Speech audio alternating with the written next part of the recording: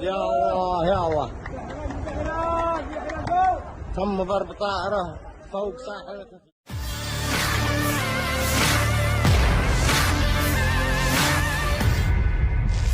Warganet dihebohkan dengan sebuah rekaman yang baru-baru ini ramai beredar di media sosial Telegram pada Selasa 20 Februari 2024. Pasalnya, dalam rekaman tersebut memperlihatkan detik-detik angkatan bersenjata Yaman menembak jatuh MQ-9 Reaper militer AS senilai 32 juta US dollar di atas kota Hodeidah, Yaman. Serangan yang berlangsung pada malam hari itu diklaim tepat mengenai sasaran. Perlu diketahui pesawat berpemandu jarak jauh MQ-9A multimisi bertenaga turboprop dikembangkan dengan pendanaan GAASI dan pertama kali diterbangkan pada tahun 2001. MQ-9A diberi nama Reaper oleh AS dan Royal Air Force, menampilkan fleksibilitas operasional yang tak tertandingi. MQ-9A memiliki daya tahan lebih dari 27 jam, kecepatan 240 ktas, dapat beroperasi hingga 50.000 kaki dan memiliki kapasitas muatan 3.850 pon yang mencakup 3.000 pon penyimpanan eksternal. Pesawat ini membawa muatan 500% lebih banyak dan memiliki tenaga kuda 9 kali lipat. Dituliskan dalam keterangan unggahan, ini adalah pesawat ketiga yang berhasil ditembak jatuh saat konflik antar dua kubu ini berlangsung. Sejak video ini beredar, belum ada tanggapan resmi dari militer Amerika Serikat. Hingga video ini beredar, beragam komentar dituliskan warganet.